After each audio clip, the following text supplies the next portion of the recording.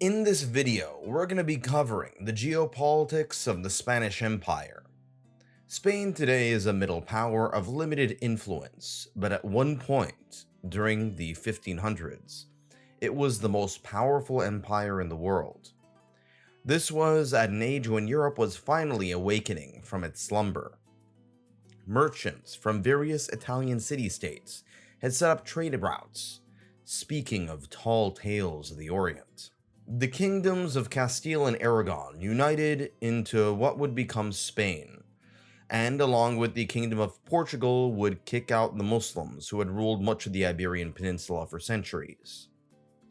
Few thought much of this region at the time, but a series of events would make it one of the world's most influential.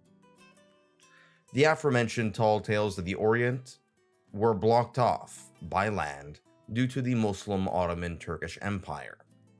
Spain's neighbor Portugal would bypass this by setting up trade colonies along the coasts of Africa, India, and Southeast Asia, eventually even reaching Japan. The Spaniards, however, would accidentally go in the opposite direction. Now, I'm not going to dwell on Christopher Columbus sailing the ocean blue in 1492 because that's been done to death. What is more interesting to me is how the sea and landscapes of the Spanish Empire affected the rise and fall of their power and permanently shaped the Western Hemisphere. The Spaniards first colonized the Canary Islands off the coast of Africa. These would be used as a pit stop for ships moving further westward. Today, their geopolitical importance stems from their exclusive economic zone, but at the time, their importance would pale in comparison to the islands of the Caribbean. The first set of islands to be colonized in the New World would be Hispaniola, which makes up the modern nations of Haiti and the Dominican Republic, alongside the Bahamas and Cuba. These islands have a tropical climate, unlike the Mediterranean climate of Spain, which by and large is much drier and not as warm. This made cultivation by the Spaniards very difficult.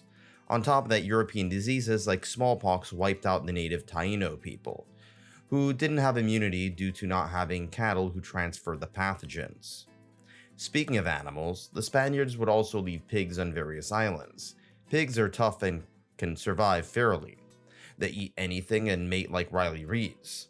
This resulted in them populating various islands easily, causing a great deal of ecological destruction, but also providing the protein and fat source for future settlers on these islands. Another factor is that many of these islands lacked natural harbors, which required rowboats to come to shore. The areas that did have natural harbors would become the largest cities in the Caribbean, and would gain prominence during the golden age of piracy. The tropical climate made it great for harvesting certain types of crops that just couldn't be grown in Europe, such as sugar and coffee. This led to the unfortunate importation of African slaves who are used to the humid tropical climates and immune to the old world diseases. In search of a fountain of youth, some Spaniards even landed in what is now Florida. They did not find the fountain of youth though. Florida, after all, is today where old people go to die. But they did find a lot of malaria-infested swamps that made settlement in the region very difficult. Florida would not be of any significant importance until the early 20th century due to drainage and modern medicine.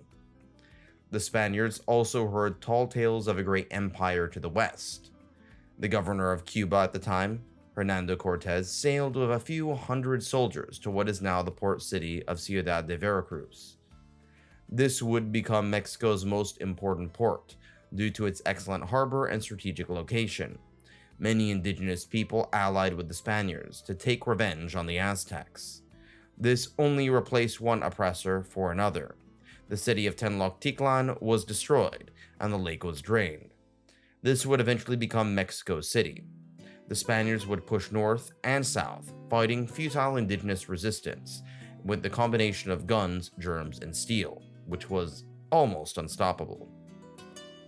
Settlements would push further south, and the voyage of Ferdinand Magellan, who was Portuguese but worked for the Spaniards, would lead to the exploration of much of the Pacific.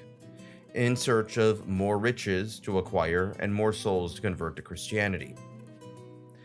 Many conquistadors even made up the story of El Dorado, a city of gold, and many explorers in search of this fabled city of gold searched southward into the dense mountains and cloud forests of what are now Colombia. It turned out that this was by and large BS, but there was a tiny element of truth to it, as there was a pre-Columbian civilization that was small in scope that did resonate here. And it did have some gold, but it really had a lot more platinum. But the Spaniards just considered platinum to be useless, if only they knew. Nonetheless, while no giant city of gold was found, they did eventually found the cities of Bogota and Medellin, or Medellin, which I'm mispronouncing. Legends of another powerful empire would whisper into the ears of another explorer, known as Pizarro, who led an expedition into what is now Peru in the Pacific. Just as the Aztecs fell at the hands of guns, germs, and steel, so did the Inca. It is in this region of what is now Peru and some of the surrounding countries where indigenous culture tended to be the most resilient. The rugged, various terrain of the Andes made full-blown settlement by the Spanish difficult, as Pizarro would eventually set up the city of Lima on the shore, which is now the capital of Peru. Other cities would pop up and settlements would expand, with Spaniards preferring the lowlands and indigenous peoples relegated to the highlands, with some interbreeding mainly with Spanish men and native women. With the decline of the Incas due to Spanish military prowess and most of all disease, the empire would eventually collapse. The Spaniards would take over the city of Potosi in modern-day Bolivia, the city of silver. The Spaniards would force the natives to mine silver and then ship it down the Rio de la Plata through what is now Argentina. Argentina comes from the word silver after all. Buenos Aires and Montevideo would emerge as major ports, primarily populated by people of European descent, as they preferred the fertile lowlands with temperate climates. The Spaniards also moved into what is now northern Mexico, and even into what is now California, Arizona, New Mexico, and Texas. Most settlers here were white and very few in number due to the limited access of water and lack of air conditioning for that matter. This area would not be widely populated until the early 20th century, with the exception of California's coast. Spanish exploration made it all the way up to what is now Vancouver, but they were chased away by the English. By this point, other Europeans such as the English, Dutch, French, Portuguese, and even the Russians had set up shop in numerous locations that at the time were considered second-rate compared to the warmer, more plentiful Spanish possessions. The most intense fighting between the Spaniards and other Europeans would be in the place where it all started, the Caribbean. The English, French, Dutch, and even the Danes would set up settlements on various islands, oftentimes hiring pirateers to raid Spanish settlements and rob Spanish galleons for the sake of plundering their gold and sticking it to what at that point was the most powerful country in the world. The tides were beginning to turn, and the sun on the Spanish Empire was beginning to set. Except in one region. The Spaniards managed to take over the Philippines in Asia, which is why the Philippines is a majority Catholic country, and many Filipinos have Spanish last names. I mean, even the name of their country is named after a Spanish king. These islands were literally run by the governor of Mexico at one point, and there was some intermarriage between Mexicans and Filipinos. This may explain why some Mexicans have Asian features. However, distance made the Philippines somewhat more detached from the rest of Latin America, while still being kind of part of its wider culture. The Spanish would also organize an expedition into the Amazon rainforest, but all attempts to create settlements failed due to the denseness of the jungle, the heat, the rainfall, and disease. The Portuguese would eventually take over what is now Brazil, but this did not lead to any major conflict due to various small populations at the time.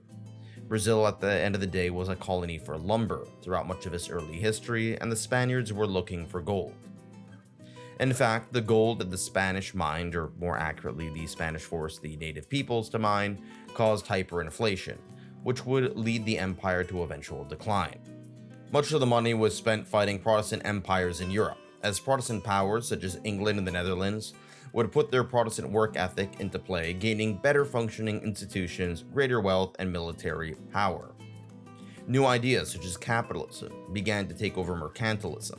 Liberalism and revolution swept through the Western world, toppling monarchies, with the American Revolution followed by the French Revolution. The divine right of kings was no more. Soon the Spanish colonies revolted, oftentimes led by Creoles, white Spaniards born in the Americas who were considered second-class citizens compared to those born in Spain, but still higher on the totem pole than those of mixed heritage, let alone native or African. One by one, Spain's colonies broke off, with Mexico forming its own empire, Bolivar forming the Bolivarian Revolution, which led to many of the independent states of northern South America, as well as Argentina and Chile having their own revolutions. A few colonies remained, such as Cuba and Puerto Rico, but these would be lost a century later at the hands of a new rising hemispheric power, one you may have heard of, an obscure nation known as the United States of America.